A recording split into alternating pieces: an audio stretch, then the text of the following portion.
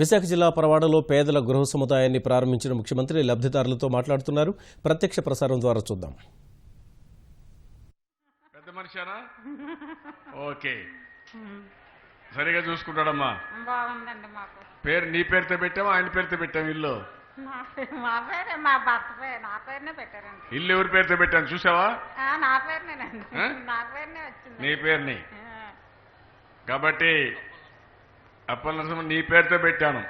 ఎందుకు పెట్టాను తెలుసా నీకు? దేనికి పెట్టాను? ఆడవాళ్ళ పేరునే కదండి ఇప్పుడు వస్తున్నాయి అన్నీ. ఆస్తులన్నీ ఆడవాళ్ళ పైనే ఉంటాయి. అదేనండి. కాబట్టి ఇప్పుడు 10 లక్షల రూపాయల ఆస్తి నీ పేరు పెట్టాను. అలాగేనండి. ఒకవేళ మీ ఆయన గాని తాగేసి ఇంటికి ఎప్పుడన్నా వస్తే మీ ఆయన రాలేదంటున్నారు, వాడు కూడా ఒప్పుకుంటున్నారు. ఎవరైనా తాగేసి వస్తే ఇంటి నుంచి బయట పంపించేయచ్చు గొడవ చేస్తే. అందుకనే ఇళ్ళన్నీ మీ పేరుతోనే పెట్టాను, మీకు ఏ ఇబ్బంది ఉండకూడదని. ఓకే అమ్మా, గుడ్, చాలా సంతోషం.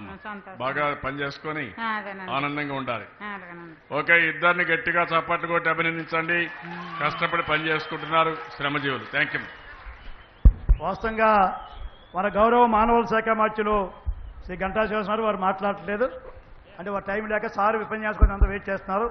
ఇప్పుడు మన ప్రీతమ నాయకులు గౌరవనీయులు, ముఖ్యంగా ఈ పరవాడ ఈ పెందుర్తి అభివృద్ధి అనేక రంగాలు అభివృద్ధి చేస్తున్న మాకు మార్గదర్శకులు పెద్దలు పూజ్య రాష్ట్ర ముఖ్యమంత్రి శ్రీ వికలాంగుల బతుకులలో పింఛను కరువైనప్పుడు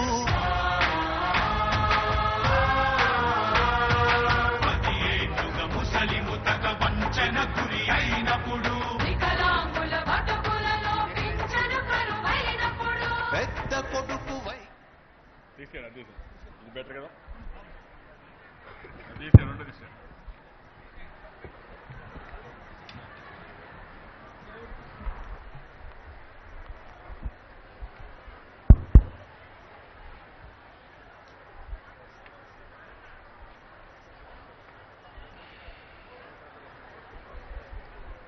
అందరికీ నమస్కారాలు.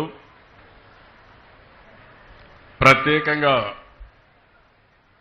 వేదికపై నుండే నాయకులకి, అధికార యంత్రాంగం, స్థానిక శాసనసభ్యులు బండారు సత్యనారాయణమూర్తి గారు, స్థానిక పార్లమెంట్ సభ్యులు గౌరవనీయులు మన శ్రీనివాస్ గారు, అవంతి శ్రీనివాస్ గారు, సహచర మంత్రివర్గ సభ్యులు, కలెక్టర్ గారు, గౌరవ శాసనసభ్యులు, గౌరవ పార్లమెంట్ సభ్యులు, జిల్లా ప్రజాపరిషత్ చైర్పర్సన్, అదే మరిగా మిగిలిన వాళ్ళందరికీ కూడా నమస్కారాలు. ప్రత్యేకంగా నేను ఇక్కడికి వచ్చినప్పుడు మిమ్మల్ని అందరినీ చూస్తున్నా. ఇది పాతవాడ. ఈ పాతవాడ ప్రాజెక్టు చూస్తే 1839 మందికి ఈరోజు బ్రహ్మాండమైన అపార్ట్మెంట్స్ మీకు ఇచ్చాం.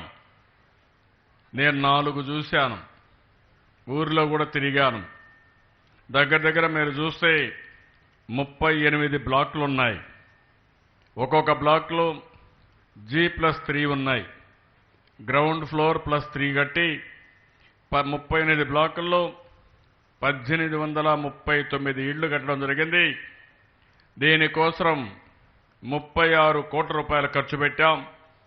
ఇది కాకుండా ఈరోజు 15 కోట్ల రూపాయలు ఖర్చు పెట్టి మొత్తం మీరు చూస్తే త్రాగునీరు కానీ, సిమెంట్ రోడ్లు కానీ, ఇక్కడే స్కూల్ బిల్డింగ్ కానీ, కమ్యూనిటీ హాల్ కానీ, అంగన్వాడీ సెంటర్ కానీ, అదే మరి ట్రీట్మెంట్ ప్లాంట్ కానీ, ఇంకొక పక్క ఎన్టీఆర్ జలశ్రీ కింద త్రాగునీళ్లు కానీ, ఇంటింటికి కొళాయి కూడా ఇప్పించాం, నీళ్లు కూడా ఇప్పించాం.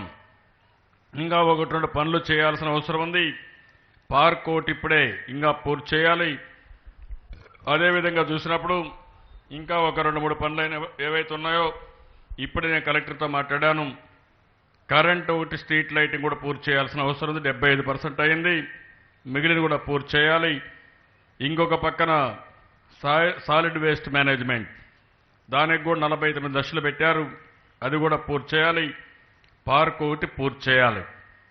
ఇది కానీ పూర్తి చేస్తే ఈ యొక్క కాలనీ మీరు చూస్తే ఒక పెద్ద వాళ్ళు గేటెడ్ కమ్యూనిటీ అంటే అందరికి కలిసి ఒక అపార్ట్మెంట్స్ కట్టుకుంటారు.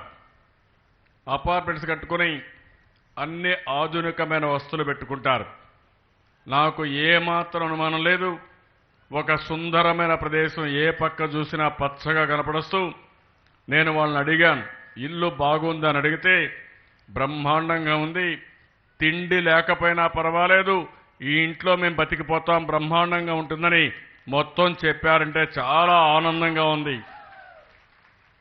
ఈరోజు నేను మిమ్మల్ని అడుగుతున్న ఇక్కడ ఉండే వాళ్ళందరినీ, దగ్గర దగ్గర 1839 అంటే ఈరోజు మీరు ఒక్కసారి ఆలోచిస్తే ఒక్కొక్క ఇంటికి 10 లక్షల రూపాయలు వేసుకుంటే దగ్గర దగ్గర 185 కోట్ల రూపాయలు విలువ చేసే ఆస్తి మా ఆడబిడ్డలకి. మొన్నటి వరకు మీ పేరుతో ఏమీ లేకపోయినా ఈరోజు ఒక సోదరిగా, ఒక ఆడ తోబుట్టుగా నేను ఆలోచిస్తున్నాను. 185 కోట్ల రూపాయలు విలువ చేసే ఆస్తి 1839 మందికి మీకు ఇచ్చానంటే ఇది నా పూర్వ జన్మ సుకృతంగా భావిస్తున్నానని చెప్పి కూడా మా ఆడబిడ్డలందరికీ తెలియజేస్తున్నా. ఈరోజు ప్రభుత్వం ఒకటే ఆలోచిస్తున్నాం, పేదవాళ్ళందరూ ఆనందంగా ఉండాలి, ఆరోగ్యంగా ఉండాలి, అదే మాదిరిగా మీకు ఉపాధి కూడా ఉండాలి, పేదవాళ్లకు సంక్షేమ కార్యక్రమాలు ఇవ్వాలి. నాకు కొన్ని జిల్లాలంటే అమితమైన ప్రేమ.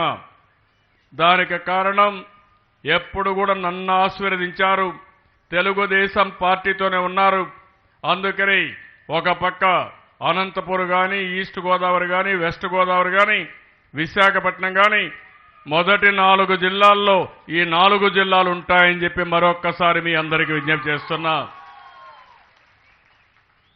ఎందుకంటే రాజకీయ నాయకులు మేమందరం పనిచేసేది రాత్రింబగుళ్ళు పనిచేస్తున్నాం.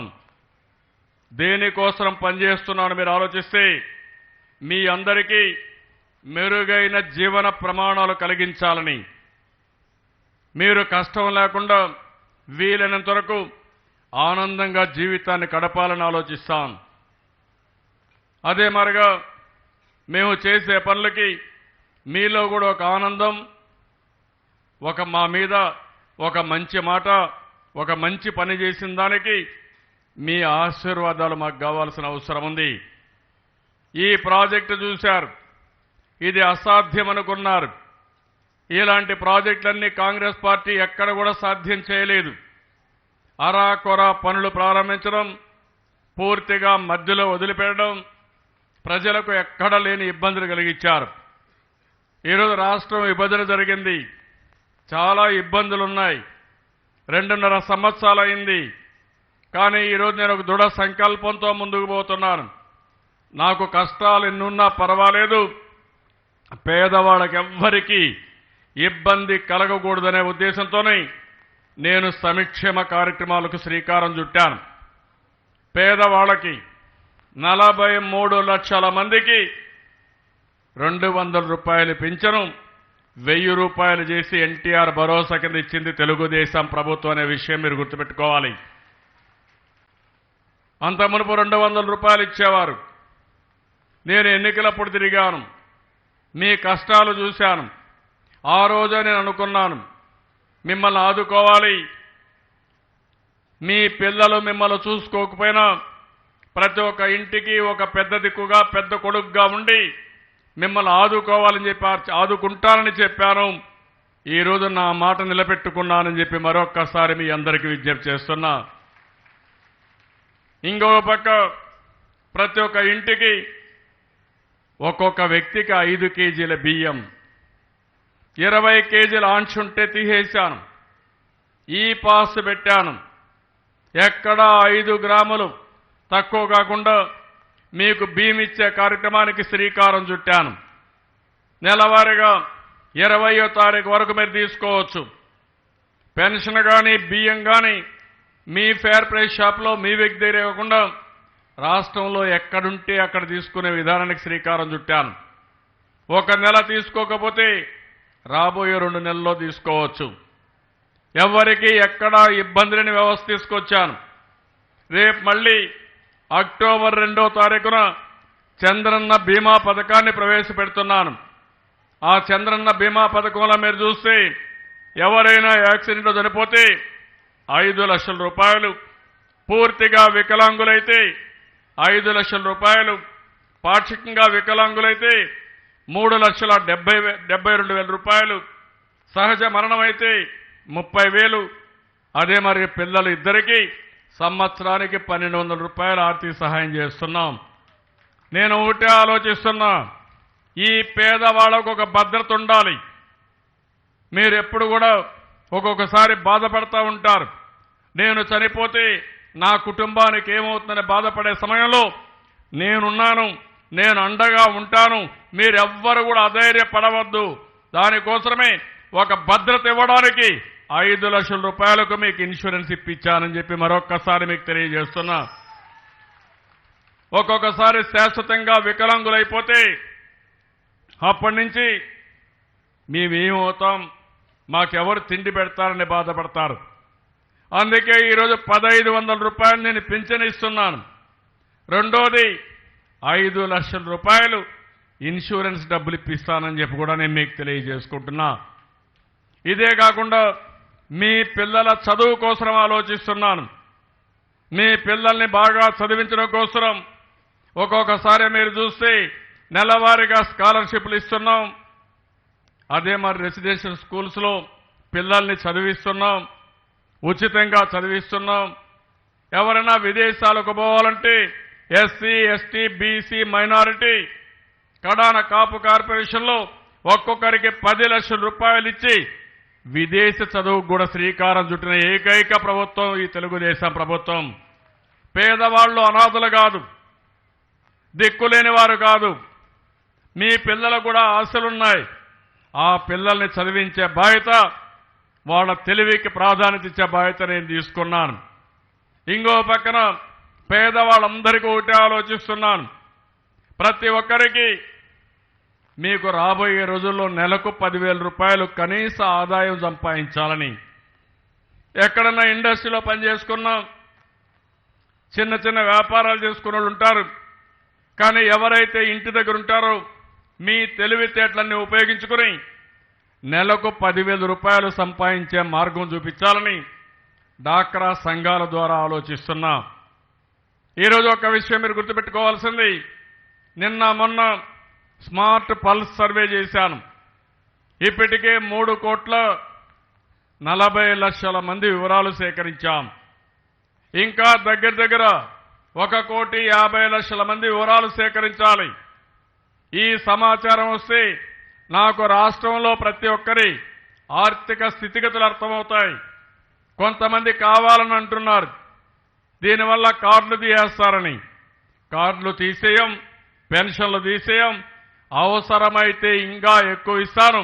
ప్రతి ఒక్క కుటుంబానికి ఆదాయం వచ్చే మార్గం చూపించాలనే ఏకైక ధ్యేయంతో నేను ఈ కార్యక్రమం చేపడుతున్నానని మరొక్కసారి మీకు విజ్ఞప్తి చేస్తున్నా. అదే మరిగా ఈరోజు మీరు చూస్తే కరెంటు కొరత లేదు, కరెంటు ఇస్తున్నాం. ప్రతి ఒక్క ఇంటికి గ్యాస్ ఇస్తున్నాం, ప్రతి ఒక్క ఇంటికి మరుగుదొడ్డి ఇస్తున్నాం. ఈరోజు గ్రామీణ ప్రాంతాల్లో వసతులు కల్పించడమే కాకుండా పట్టణ ప్రాంతాల్లో కూడా మెరుగైన సౌకర్యాల కోసం నేను శ్రీకారం చుట్టాను. ఈ కార్యక్రమాలు చేస్తున్నాయి. ఈరోజు మీరు ఒక్కసారి ఆలోచిస్తే ఎన్నో సంవత్సరాలుగా పెండింగ్ ఉండే ఇష్యూస్ అన్నిటి కూడా సమస్యలన్నిటికీ పరిష్కార మార్గం చూపిస్తున్నాను. ఈరోజు మీరు చూసినప్పుడు దగ్గర జీవో నెంబర్ 206 ఉంది. ఇది 100 స్క్వేర్ యార్డ్స్ల వరకు. ఇది మీరు చూస్తే మొత్తం పేదవాళ్ళందరికీ ఎవరైతే ఇల్లు కట్టుకున్నారు వాళ్ళకి ఆ పట్టా ఇవ్వలేదు. ప్రభుత్వ భూములు కానీ మిగిలినట్టు ఉన్నాయి. నేను కలెక్టర్కి ఆదేశాలు ఇచ్చాను. 30,000 మంది ఉన్నారు. ఆ 30,000 మందికి వీలైనంత తొందరలో పట్టాలు ఇప్పిస్తున్నానని చెప్పి కూడా నేను మీకు తెలియజేస్తున్నా. అదే మరి ఇంకొక పక్కన జీవో నెంబర్ 118లో ఎవరైతే ఉన్నారో అవన్నీ కూడా అప్లికేషన్ తీసుకుంటున్నాం.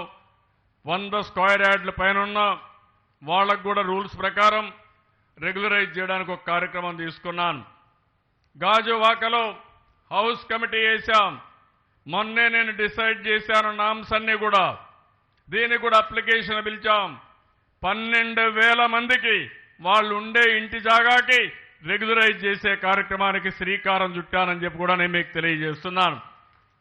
ఇదే కాకుండా సింహాచలం భూములున్నాయి. ఎన్నో సంవత్సరాలుగా పెండింగ్ ఉంది. నేనే ఆ రోజు ముఖ్యమంత్రిగా ఉన్నప్పుడు జీవో ఇష్యూ చేశాను రెగ్యులరైజేషన్కి. కానీ అది కూడా చెయ్యలేదు. మళ్ళీ ఇప్పుడు శ్రీకారం చుట్టాను. దీనివల్ల కోర్టుకు కూడా పోతే కోర్టులో కూడా ఫైల్ చేశాం. అది కూడా పూర్తి చేయాల్సిన అవసరం ఉంది. ఆ కోర్టుని మెప్పించి ఇది పూర్తి చేసే 12,000 కుటుంబాలకు వస్తుంది. అంటే దగ్గర దగ్గర 55,000 నుంచి 60,000 కుటుంబాలకి ఈరోజు మొత్తం భూమి మీకు ఇచ్చే కార్యక్రమాన్ని 100 స్క్వేర్ యార్డ్స్ ఇచ్చే కార్యక్రమం, మిగిలినటన్ని కూడా నామినల్ రేటుకి మీకు ఇచ్చి రెగ్యులరైజ్ చేసే కార్యక్రమానికి శ్రీకారం చుట్టాను.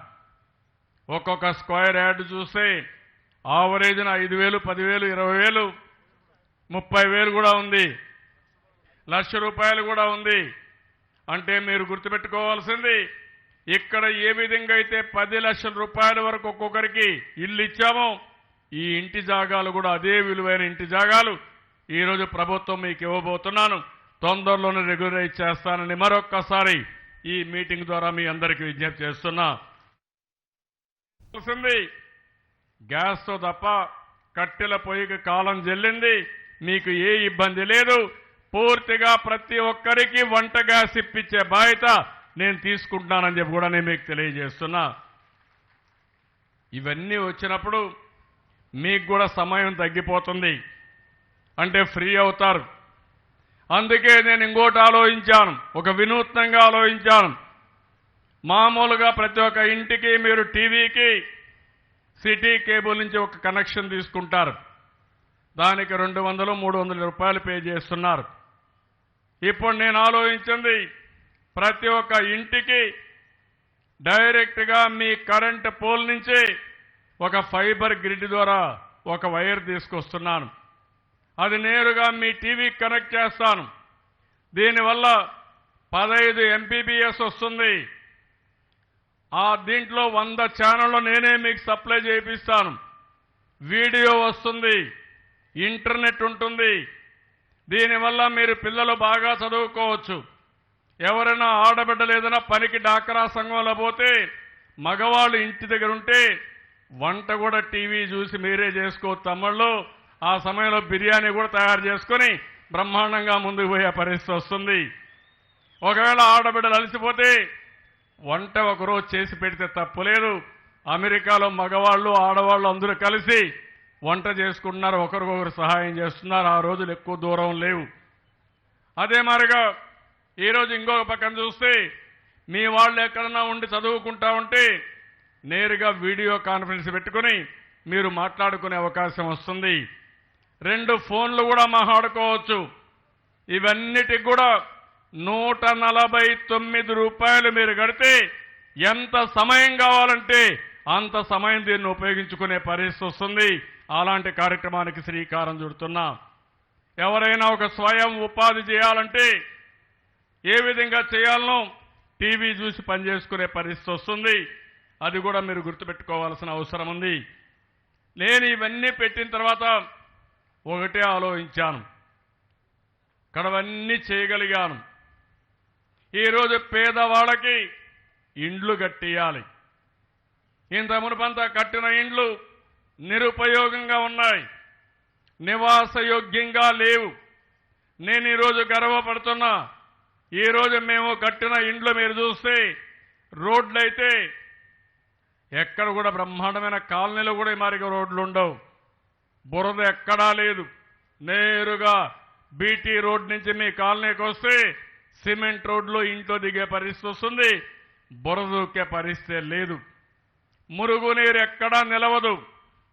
నేరుగా ట్రీట్మెంట్ ప్లాంట్కి వెళ్ళిపోయి ఆ నీళ్లన్నీ కూడా మళ్ళీ సర్క్యులేషన్కి ఉపయోగించే విధంగా ట్రీట్మెంట్ ఇస్తారు. ఇంటికే తాగునీళ్ళు వస్తాయి. ఇంకా మీకు కావాలంటే ఎన్టీఆర్ జలశ్రీ కింద మీకు నీళ్లు కావాలన్నప్పుడు శుభ్రంగా మినరల్ వాటరు లీటర్కు 20 లీటర్లు 2 రూపాయలకు వచ్చే పరిస్థితి వస్తుంది. అది కూడా ఈరోజు నేనే ఓపెన్ చేశాను. ఇవన్నీ చేసిన తర్వాత నేను ఆలోచించింది ఇలాంటి ఇండ్లు పెద్ద ఎత్తున కట్టాలని చెప్పి నేను ఆలోచించుకుని ఒక కార్యక్రమాన్ని చేపట్టడం జరిగింది.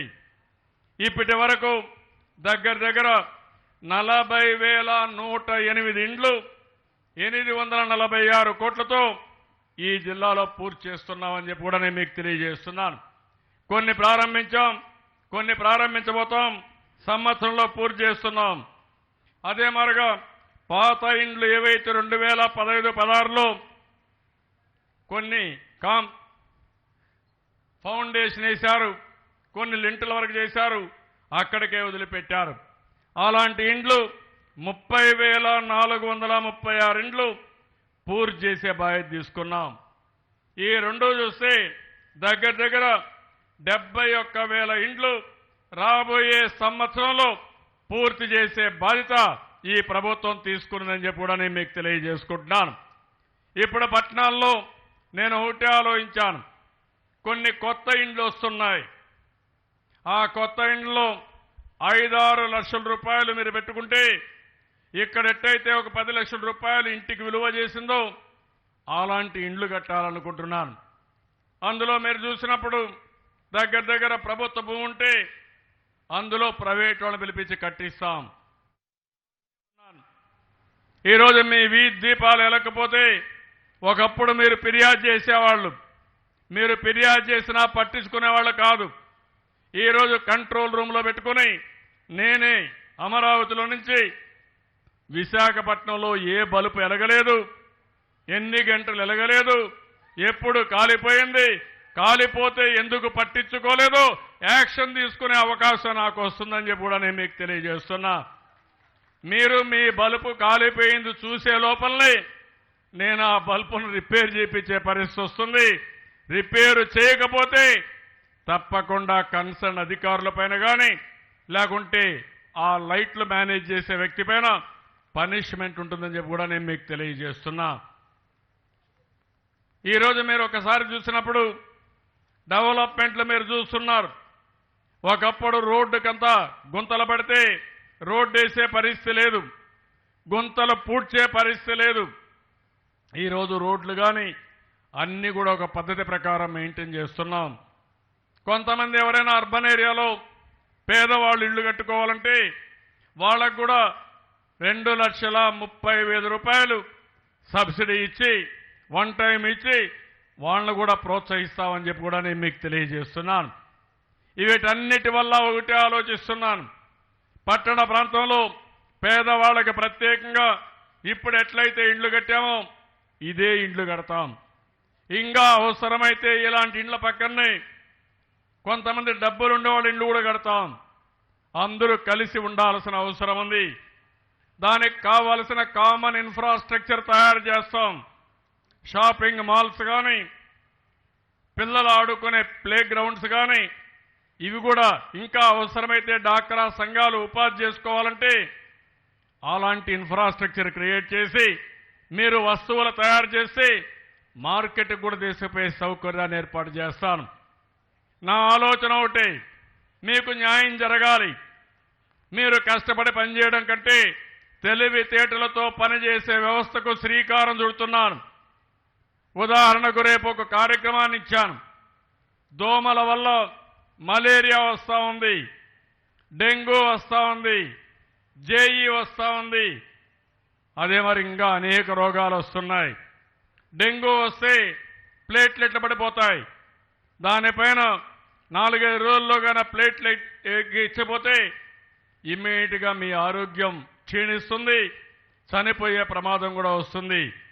లక్షల రూపాయలు ఖర్చు పెట్టుకునే పరిస్థితి వస్తుంది.